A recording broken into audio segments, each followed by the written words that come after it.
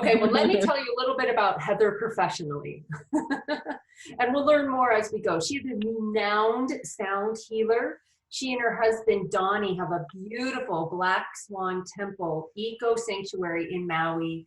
They lead retreats, private cleansing programs, yoga, music, concerts, trainings. You go to Egypt every year and you take people on tours. And you have this amazing, Heather has this background as a priestess, and that is in the foreground of how she serves people today. So Heather, you are creative, you are healthy, you are a beautiful teacher, and you really do emanate everything that you support other people in also becoming, which is a true essence. It's a spiritual being here on planet Earth. So thank you. Thank you, Joy, so much for that beautiful introduction. So Heather, your life has taken some turns. Because I do remember that at one point you lived in Hollywood and you were an actress and a model. How did your life go from acting, model, Hollywood to Maui, priestess, sound healer? And even before that, my first career was in international sports. So I used to work for the NBA and the Olympic Federation, producing international sporting events, like with Dream Team 2 and the World Championship of Basketball and the start of the Toronto Raptors and all that good stuff. So yeah, so I have numerous careers, and they've just kind of built. I like to see them as building upon itself to kind of evolve into where I am now. And it's been an exciting, interesting, challenging at times path. And so how did I get there? I started off with a business degree, and I started off working in business, working in international sports. And when I was in high school, I loved producing fashion shows and doing music and some fun stuff like that. So international sports seemed like very dynamic for me to kind of put all my skills, organizing skills together. And then the NBA wanted me to be on camera. They were like, "You should be on camera. How about if we make you a color commentator?" And I was like, I like the back end of working in the sports, but the front end of needing to know the details of all the players and all that was not really for me. So I kind of segued from that into working in film and television, because I got married to an actor who was working on a really big NBC show, and so we got married, and then I was like, oh, I'm going to parlay my talents into film and television, and then so I started producing or having a small part, like script collator on a big show. And that was in Baltimore, and that was a lot of fun. But it was kind of a little boring, because in Hollywood, there's a lot of unions, and there's a lot of, everything is like delegate. This is your one job. So it wasn't as dynamic for me. So and then all the directors were like, "You should be on television." I was like, I'm getting all these signs from the universe. All these people want me to be on television. So I'm like, well, I don't really want to be on the show, but maybe I want to be like a Diane Sawyer. So I made a documentary on lead poisoning in Baltimore, where we had been living. And then I had sold that to the Coalition to End Childhood Lead Poisoning. And then I got an agent, and I said to my agent, okay, I'm ready to become like a Diane Sawyer. Here's my calling card. Here's my demo reel. And then she said, okay, that's great, but do you mind if I send you on a few acting auditions? I'm like, oh, the acting thing. So I said, okay, fine. And then so the first year of acting, I booked like 10 jobs, which is really pretty significant for a beginner actor with no training. So I did that for a while, and my marriage was kind of not really working for me. So we split up, and I was like, well, I might as well move to Hollywood with, how well I'm doing, because there's a must join versus SAG, and got great agents and started working right away. So I moved to Hollywood.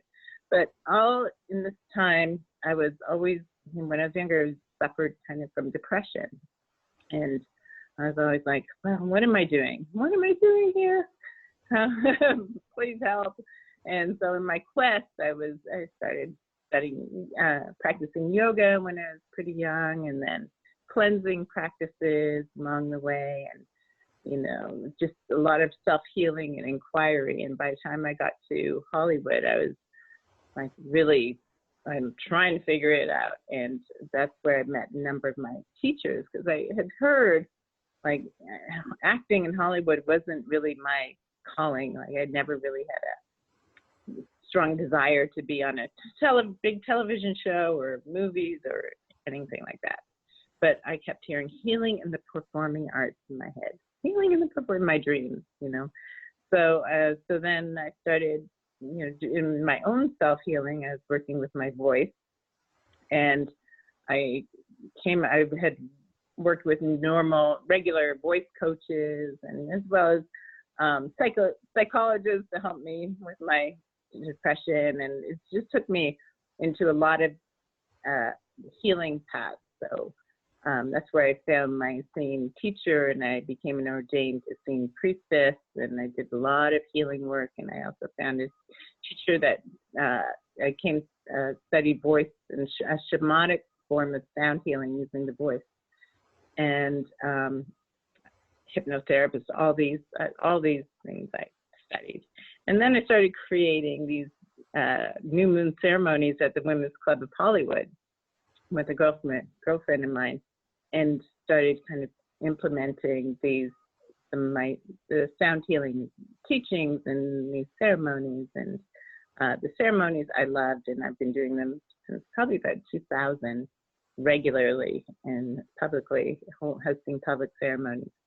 Because I've also got the message that's going to really help the planet. If everyone were just come together in the new moons or full moons and focus on positive attention, it doesn't have to be with me. It can be in your own groups, but just activating that kind of new way that is part of our culture, a new culture.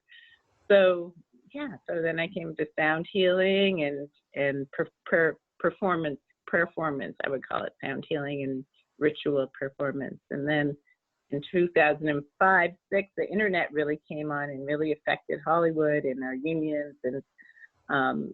And I, all of a sudden, I used to do a lot of national commercials. And so all of a sudden, they wanted to pay nothing to be on an internet commercial.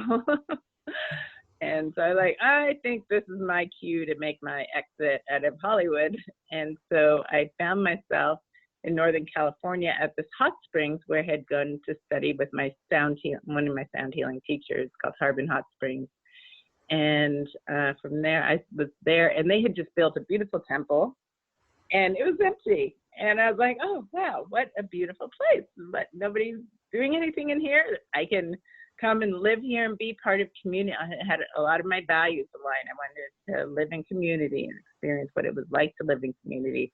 I wanted to hone my craft. I could do that without, Harbin had 100,000 guest visits a year coming through, so I didn't have to worry about the advertising or venues. I could just develop my craft and develop my practices, and that's where I met Johnny, and things just, then we started integrating our work. He's a professional musician and producer and loved what I was doing, and so we started collaborating, and he was with me at Harbin for a year, and then he was like, oh, by the way, we have this place in Maui.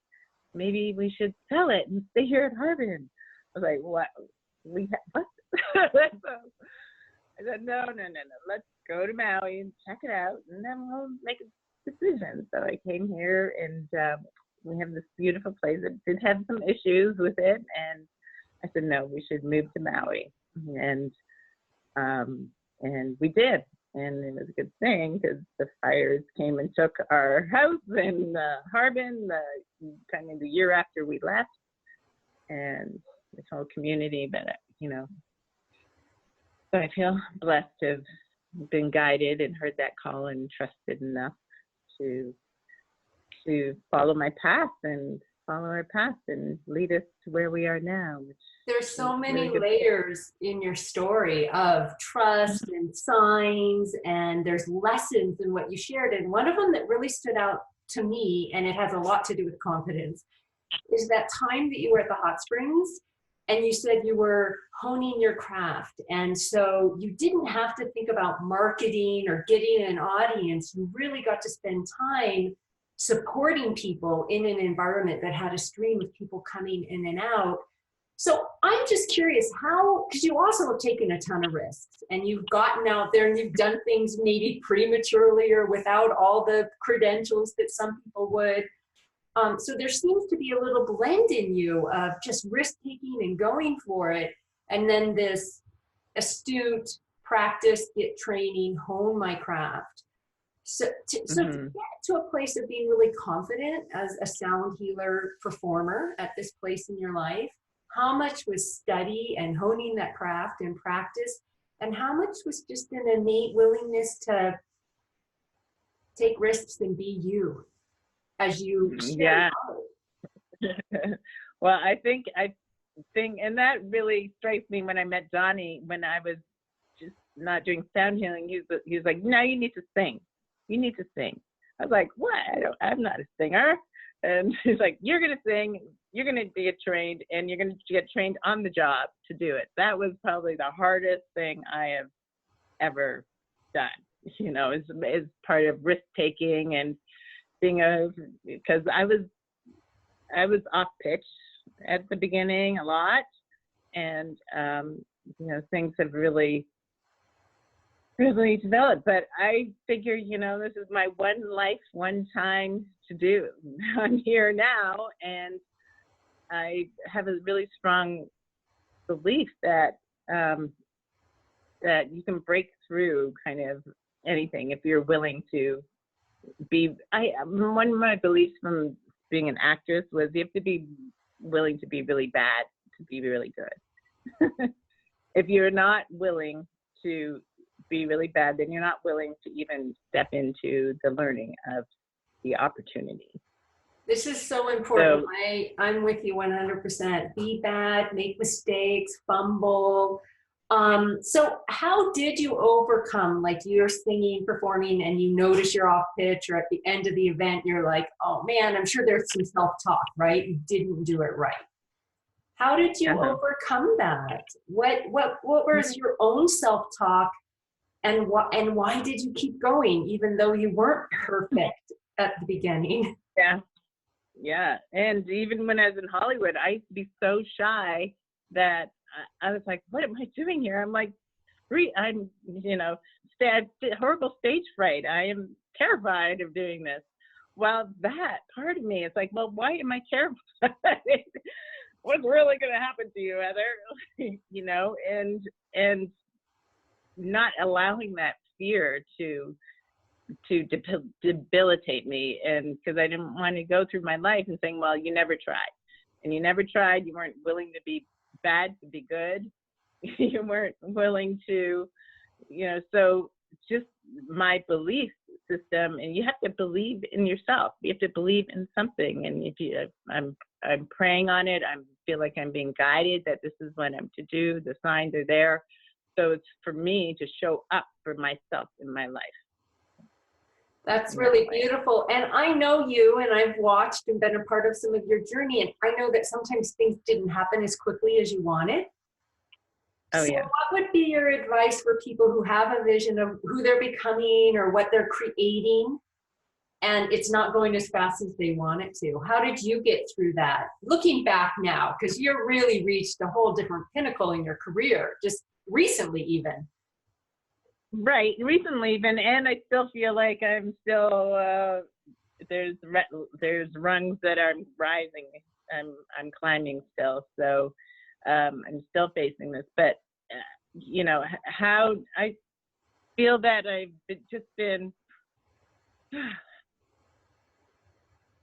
you know, it's when you feel a calling, I feel like when you are it's about the journey. I really strongly feel it's about the journey. And if you can't embrace the journey and find humility in the journey, or for me, it was very important for me to find humility in the journey. So even like when I moved to Harbin Hot Springs, and I wasn't automatically a star in the thing that everyone wanted to come to see, but I was, I started off cleaning the restaurant, sweeping the floors, and it was it was my time. Now I'm so busy that I appreciate those times where I had just sweeping the floors and doing simple tasks, and being able to kind of develop my own spiritual practices and rituals that have sustained me. So I really think that, it's like, how can I serve? From a place of service. And when you come from a place of service, you come from a place, true service, you come from true humility. And it's like, okay, well, today I'm washing the floors. Tomorrow you're on stage. Can you do it with the same level of grace and presence and love? That's character building. I know so many people is like, I have my brand, I want to be a star, and da da da da. Oh, I can't. You want me to do what? I think that is a real downfall as we're developing as your personhood. That is really important to be humble and to recognize that it's a journey, and what are you learning? What is the journey showing you in this moment? And be grateful for that, and find the gratitude and appreciation in that. Because even when I was at Harbin, and we weren't making hardly, not very much money, and some friends would come through, oh, I thought you were a priestess. I thought this job is too below you. What are you doing here? That kind of thing. I'm like, no, I'm guided to be here. And part of it was that it's a retreat center and working with people and working in community. And that's what I'm doing now on my own, is to have a community. So what a better learning environment. You can go to school and think you know things, but to actually live them and walk them is a whole nother game. So many gems in what you've been saying, coming from humility, learning. Oh my goodness. I mean, to me, I'm really clear that when I do anything and it's for the person in front of me, right? It's for the benefit to the world. It's so much of the fear and the what are people going to think, it just falls away. Yeah. And then this other piece about the humility of learning, and my question had to do with when things don't go as fast as you want and you dropped right into that time in your life where they didn't. But in that time, is it now looking back that you really understand that, oh, you learned a retreat center so you could start one and run one? Or did you know then when you were at Harbin that you might someday actually be in the position you are running a retreat center? I knew that. Yeah. I knew that. And I knew that that's what I wanted to do, but I also knew that whatever I was learning there was going to serve me along my path, because that's what I asked for. I asked for to be, and even when I was in the NBA, it's like, well, this isn't my dream job, but the skills that I learned working with huge audiences and multi-million-dollar budgets and stuff has served me very well throughout my lifetime. Even, so there's been gems all along the way. There's honestly, and I think that is the attitude of gratitude, as Donnie would like to say, and that kind of creates a vortex around you for more gratitude to come in, and that, if you're kind of complaining and groping and having pity party along the way, I don't know if Spirit's going to all of a sudden want to give you, there, ta-da, you're manifested perfect. You've got to see the perfection in the journey. I love that. For me, that's part of my, that's so beautiful. Well, I'm going to ask you one more question, Heather, and it's actually kind of a question, but it's more than a question. So I know you do a lot of personal practices, from breath and yoga and cleansing. So how important is self-care to being successful in a career, being courageous and confident in a career? Mm-hmm. And what, yeah, we'll start there. Okay. Well, I think self-care brings balance in our life. And I think balance, self-care and balance creates a sacred space, a vortex around us that in which we draw in all of our helpers, seen and unseen, and a sense of connection with the divine and living from the overflow, being able to be replenished and revitalized. That as we're becoming more and more successful, we're feeling grounded and present and appreciative all along the way. So I think it's the most possible, most powerful way of moving through life and achieving success. Do you have a prayer practice or a breath practice you could offer the community? Sure, breath practice I can. So let's just take a moment and close our eyes for a second. So just bring your awareness to your breath. And you can even just place your hands on your heart for a moment. And relaxing into your exhale. Softening your face, your jaw, your shoulders.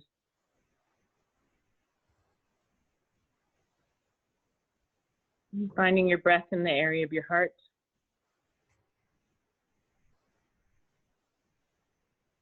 And just noticing what is alive for you in this moment.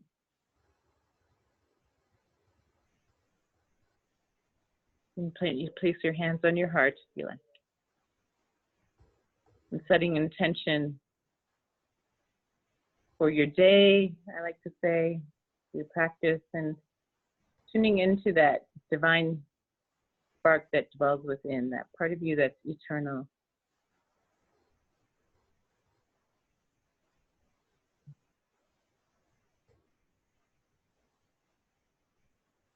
And then dropping your breath to the area of your belly.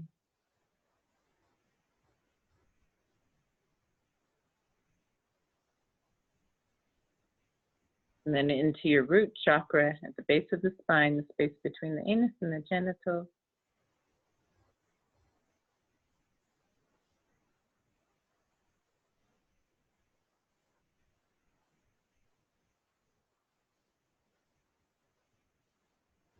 And then all the way down to the center of the earth.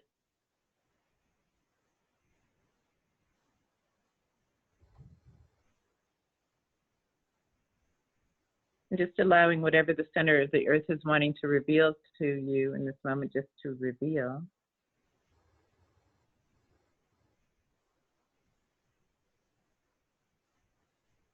You might get a sense of a color or landscape or geography.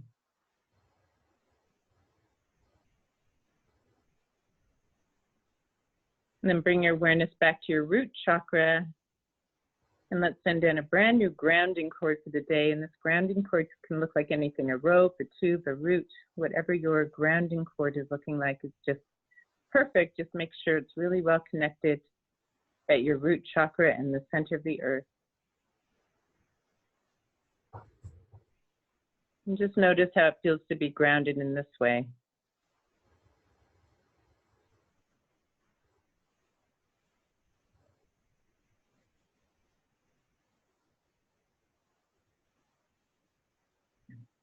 And just releasing down this grounding cord any energy that's ready to be released. Emotional, mental, physical, spiritual level.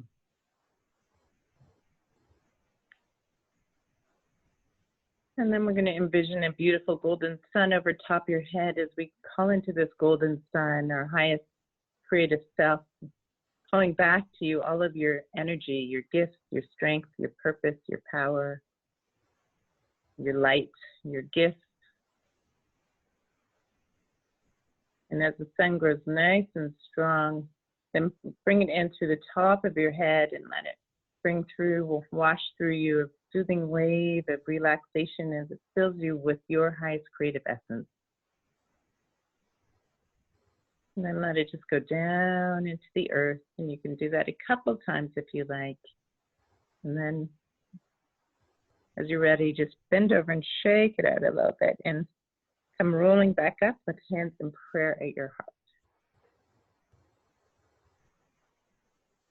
Centering yourself and feeling into the gratitude and appreciation of who you are in your journey. Let's take a moment to acknowledge yourself for something. Perhaps some way you've grown, or some challenge you've met, or some way you've been kind or loving. Just fill yourself with a sense of appreciation for you. And then as you're ready, just release your hands and you can gently open your eyes and come back. I'm so glad I asked. Thank you. Thank you, You Heather. look so great. Yeah, You're so welcome. peaceful, graceful. Thank you for your sweetness, your humility, and your brilliance. Thank you, So Joy. how can people find out about the Maui retreats or the trip to Egypt or when you're performing? Sure.